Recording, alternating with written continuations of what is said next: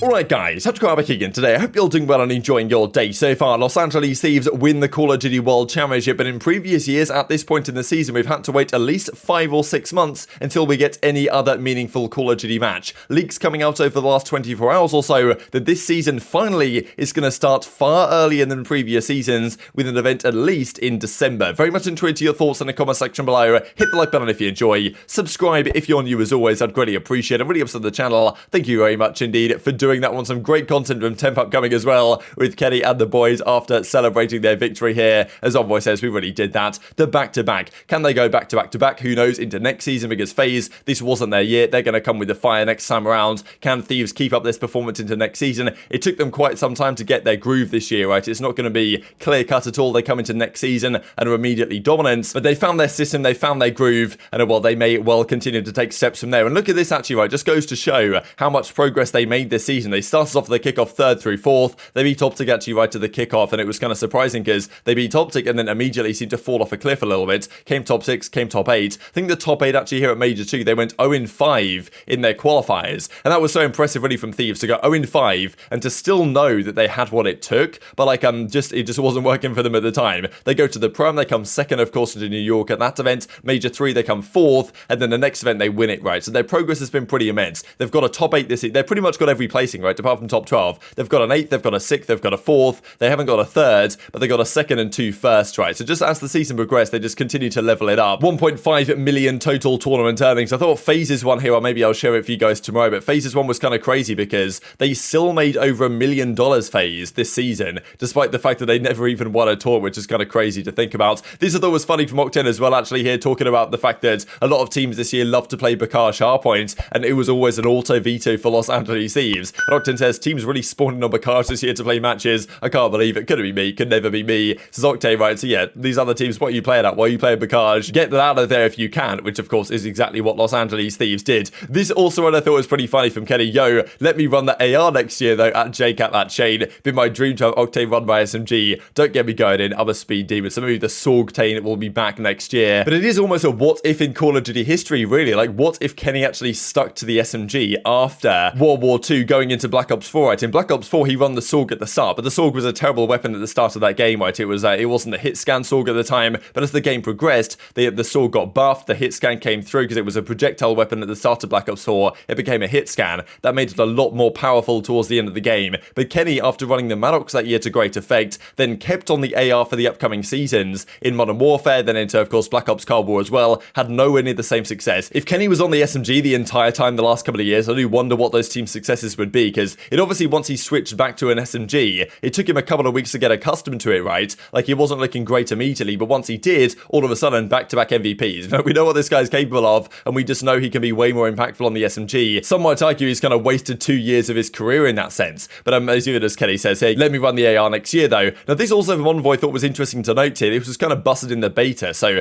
obviously these pros have played Modern Warfare 2, the upcoming title, in like probably an alpha build or whatever, but I think what Envoy is getting at here is that the AR was maybe the dominant force. So maybe next season it's the AR which is the weapon to look at. Of course, balancing can happen, but yeah, maybe the AR is a way to go next season. Just an early indication of what the game might look like. There's also from Lawrence Messon. Just wanted to mention, if you guys play a lot of ranked play and you have any feedback, this is the tweet to go to. You can find it, of course, at Lawrence Messon on Twitter. Give your thoughts in the reply. Arcitys gives his thoughts as well, saying, yeah, ranked play was great this year. It'd be awesome to have some sort of map selection though, or just to be able to skip votes for a different map or something. I think honestly, I don't mind the idea that players have to play like every single map in the rotation at some point to actually get an element of the skill level across the entire map pool. But I think in World War II they did it where you could pick between 2 maps, and then if you didn't want to play either of those maps, you could just go for a classified map, a random map, and then it would select something. That might be the way to do it here going forwards. But let's talk about the exciting news potentially regarding next season's format. So as Daniel Sai points out here, can't believe the last day of the CDL season. He said this, of course, on the Championship Sunday, and the immediate implication it was like, okay, you know, why is the season actually so short? Why not make the season a little bit longer, right? So that was the immediate implication, and apparently that is exactly what is going on. This comes out from Spinner Spence yesterday, also working, of course, from the COD League. Lots of great memories for the season. Can't wait to see what the future holds, this type of stuff. First says, please start the season earlier, and Spinner Spence replies with this, implying that indeed they are working on starting the season earlier. This season, the fact that they started in January was very disappointing, but at the same time, the frustrations that came through during Modern Warfare about the state of the season starting so late, where like,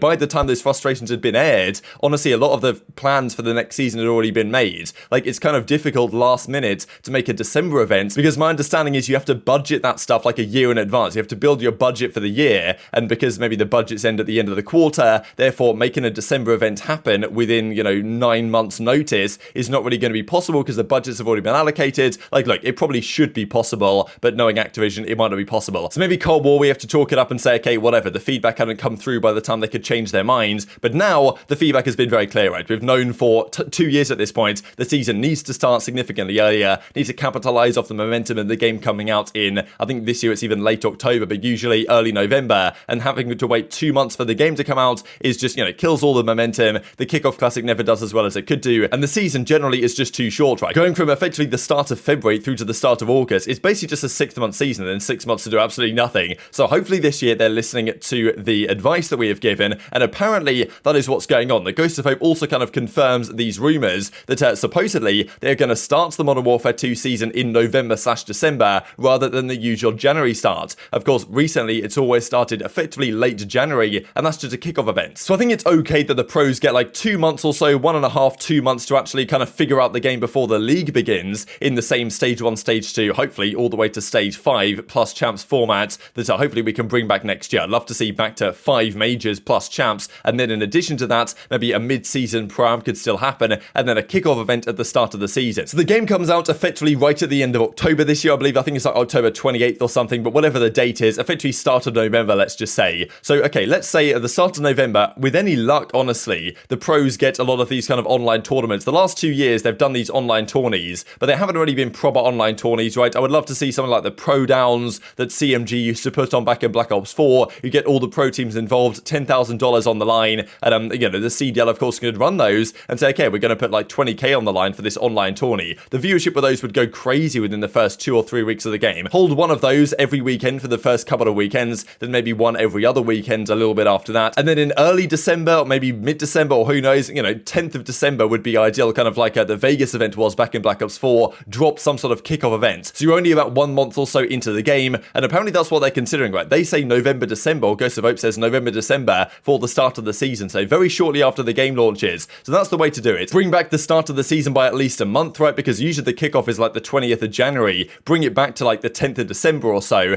and then like have that kickoff event, do Christmas, do the New Year, and then start the season right at the start of January on like January the 10th. That's when the first league matches happen, then the first actual major is in early February or something, and then you do that for the entire season and have 5 majors and still have the World Championship in August. That would be the ideal, and apparently that's what the rumor is. You guys might have other ideas on what your ideal would be for the season. Definitely intrigued to hear them in the comment section below, of course, but to me, if we actually get the season starting at least a month earlier in December, if we get an event in December, it's a W. It should have been the standard for many years of the CDL era, but finally, maybe we are getting to that point. And this also from the Ghost of It mentioning about ranked play, that he reckons it's been heavily implied that season 1 ranked play will launch in season 1, which you would imagine is going to be rather soon after launch as well. So we might actually have, finally, ranked play launch coinciding with the start of the season, because usually they miss the boat on that, right? They have a great weekend of COD, usually at the kickoff, and then ranked play is like a month, 2 months later, and it's like, well, you kind of, all the people who watched that weekend and wanted to get into competitive Call of Duty now have no way of doing it, so congratulations once again. So that may well be a very positive thing to look forward to. Of course, look, if the game is terrible, it maybe doesn't matter too much, but look, it can't be too much worse than Vanguard, right? There's no way, at least the maps, because honestly, this game, I think a lot of pros said it was kind of fun, the spawns were wacky, but the maps were just so bad, and honestly, because we have this game for 2 years, there should be a lot of potential with the maps, right? They can have one map set for year 1, and an entirely new map set for year 2, and they bring in a load of remasters. That's an option. Of course, Attach is very much hoping it's going to be the greatest game of all time, and this maybe does show or indicate to a certain degree how chaotic Vanguard was at times. It did have these crazy moments, as Turtle points out, but maybe this isn't necessarily always a good thing, because as he says, this game had the most number of hardpoint matches that went to at least, 245, 245. Back in Modern Warfare and Cold War, there were 12 matches or 12 maps each year where both teams had at least 245 and one team got to 250 and won. This season, there were 22 of them, which is just so insane to think about, really, how closely fought a lot of these hardpoints were. Like, I still do think an element of this is the competition that we actually have in the league now. I do think the teams this season were on balance better, at least in terms of matching up against each other, than the teams of the previous seasons. Maybe not massively so, though, and I think Vanguard, being Vanguard, did definitely contribute to these numbers being slightly higher. This I also did want to mention before before we close out the video here, though, because a big question that was kind of going around my mind is that with Octane and Kenny finally getting their ring, they're pretty much top of the list, really, in terms of currently competing players, greatest ever, that had never won a world championship or a championship ring. They are now, of course, off the list, having won one. So I've done this in terms of still competing. Like, I think Zuma and these guys always come to the top of the list otherwise. So I think in terms of still competing players, who is the greatest ever? So not necessarily the best ever or the most talented ever, because if you want to go pure talent, it's Dashy or Gunless, probably hands down. But in terms of greatest, I think the answer is a little bit different. So I could think you could make a good argument for Gunless here. He's won many championships back in the day. He was the best player in the game for a time,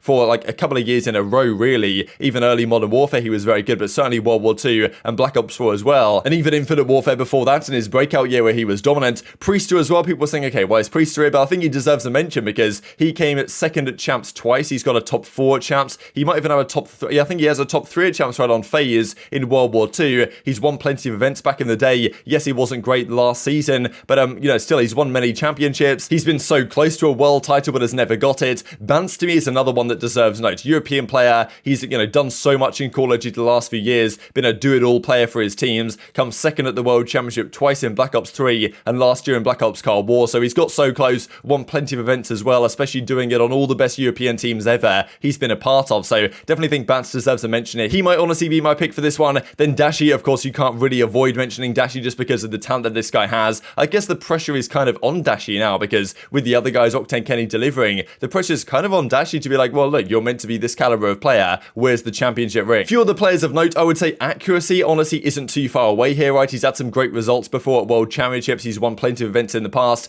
Classic as well, still competing. He was a great player back in the day and still even today is producing decent results and was competing last season. And then even TJHaLy isn't too far off, I think, just because like he's won a fair few championships as well. So probably would be an honorable mention. But yeah, definitely tweet your thoughts on all that stuff in the comment section below. This is what I thought was kind of funny from Tinky.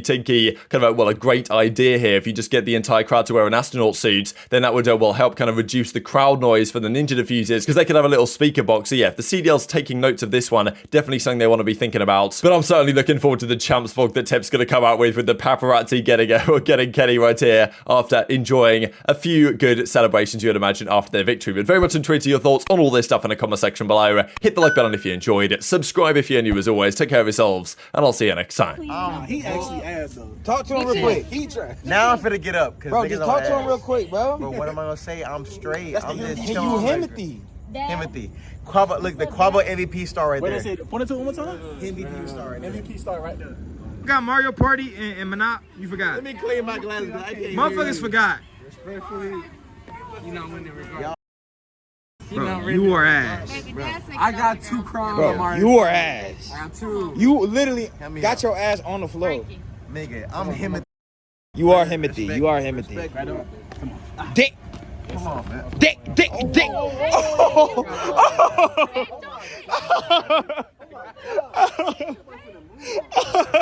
Chill out. Y'all ain't see that one. That was gonna get ugly.